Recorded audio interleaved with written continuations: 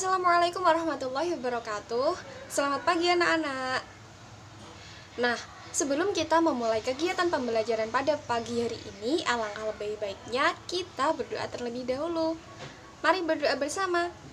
A'udzu billahi minasyaitonir rajim. Bismillahirrahmanirrahim. Raditu billahi robba wabil islami dina wabi Muhammadin nabiyya wa rasula. Rabbi zidni ilman nafi'a warzuqni fahman thayyiba. Amin ya rabbal alamin. Berdoa selesai.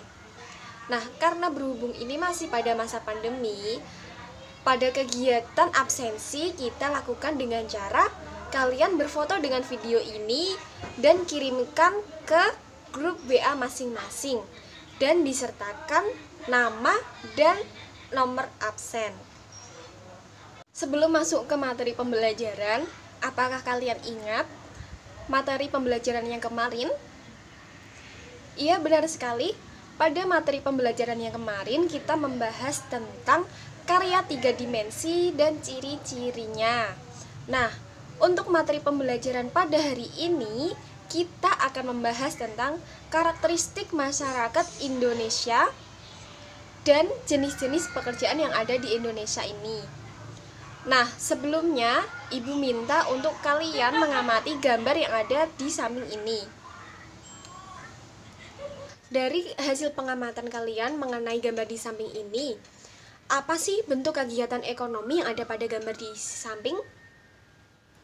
Iya, benar sekali. Pada kegiatan ekonomi ini ada pekerja, ada pembeli, ada produksi, dan yang lain sebagainya. Nah, coba sebutkan salah satu contoh pekerjaan yang ada pada gambar. Iya, benar sekali. Pada gambar tersebut ada beberapa nelayan.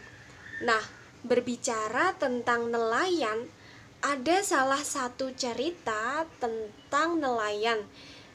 Yuk kita simak, apa sih ceritanya? Dongeng animasi 3 dimensi, Nelayan dan Ikan Emas, karya Pushkin. Dahulu kala di sebuah pantai, tinggallah sepasang kakek nenek di sebuah rumah tua dan reot. Suatu hari, kakek sedang pergi melaut. Tiba-tiba, dia berhasil menangkap seekor ikan emas yang sangat bersinar. Kakek terkejut karena ternyata ikan emas itu bisa bicara. Ikan emas itu berkata kepada kakek, "Kalau kakek mau melepaskan aku, akan kukabulkan permintaan kakek." Kakek pun melepaskannya begitu saja karena kasihan. Sesampainya di rumah, nenek yang mendengar cerita itu berteriak marah kepada kakek. Karena itulah kakek dengan gontai pergi meminta kepada ikan emas. Kakek pun kembali ke laut memanggil si ikan emas dan mengajukan permintaan. Apakah ikan emas itu mau mengabulkan permintaan sang kakek? Bagaimana anak-anak tentang cerita nelayan dan ikan emas yang ditampilkan? Bisa dimengerti kan? Nah, di akhir cerita, si kakek meminta permintaan kepada ikan emas. Namun, isi permintaan si kakek belum tersampaikan.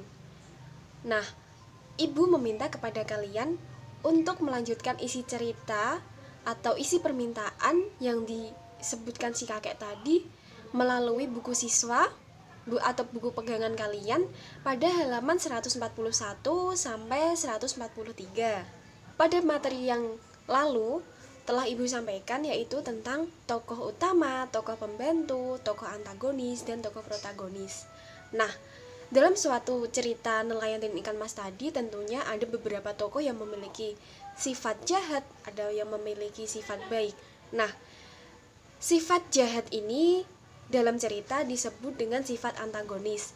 Sedangkan yang memiliki sikap baik atau sifat baik yaitu tokoh protagonis. Nah, Sedangkan tokoh utama yaitu tokoh yang memiliki peran penting dalam suatu cerita tersebut. Di lain tokoh utama ada juga tokoh pembantu, yaitu adalah tokoh yang memiliki peran tidak begitu penting dalam suatu cerita tersebut.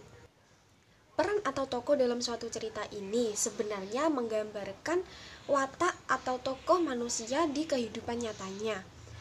Sebagai contoh misalnya, di kehidupan sehari-hari kita memiliki teman, kita memiliki tetangga, kita memiliki kerabat, semuanya itu memiliki watak yang berbeda-beda.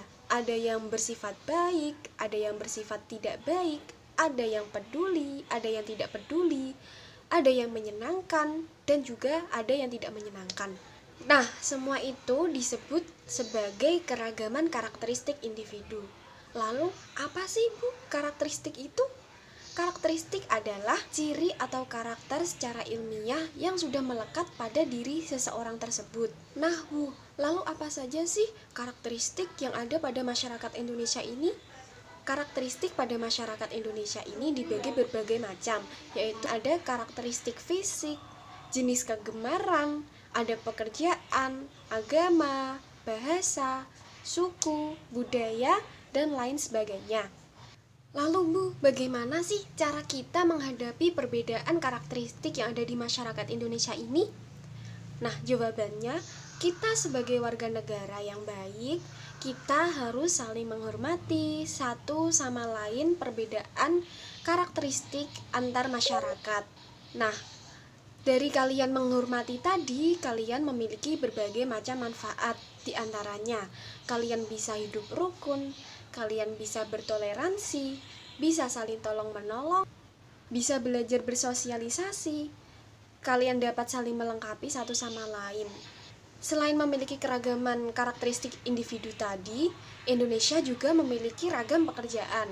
Nah, lalu apa sih Bu pekerjaan itu? Pekerjaan merupakan salah satu jenis karakteristik individu dalam bermasyarakat. Sebagai contoh, karena Indonesia sebagai salah satu negara agraris, maka sebagian besar penduduk Indonesia ini memiliki pekerjaan sebagai petani. Ada juga pekerjaan yang ada di Indonesia itu sebagai nelayan, seperti contoh cerita nelayan dan ikan mas tadi. Dan ada banyak sekali jenis pekerjaan yang ada di Indonesia ini sesuai dengan kondisi di sekitar masyarakat tersebut.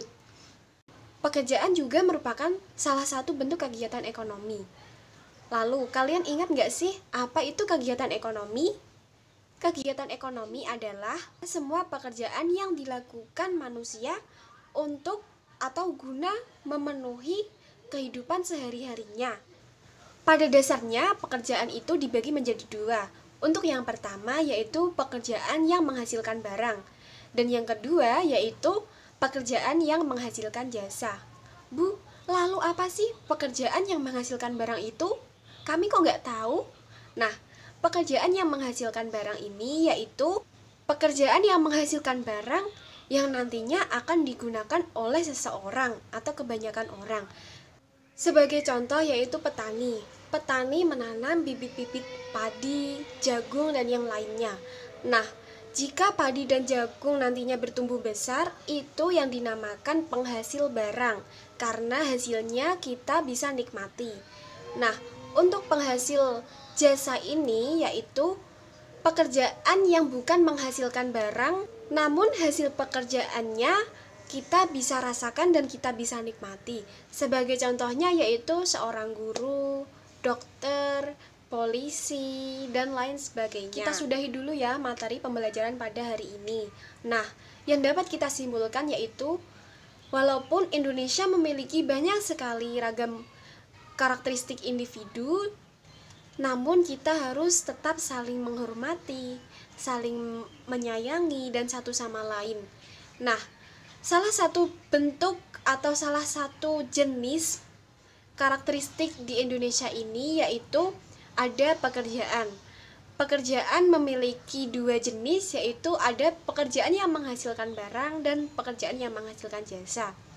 Nah, sebagai penutupnya, Ibu meminta kalian untuk membuat atau menceritakan kembali video tentang nelayan dan ikan mas tersebut sesuai dengan cerita atau sesuai dengan bahasa kalian sendiri dengan menggunakan ekspresi wajah yang sesuai. Nah, untuk materi yang selanjutnya kita akan membahas tentang mata pencaharian yang ada di Indonesia. Sebagai penutupnya, mari kita membaca hamdalah bersama-sama. Alhamdulillahirobbil alamin. Wassalamualaikum warahmatullahi wabarakatuh.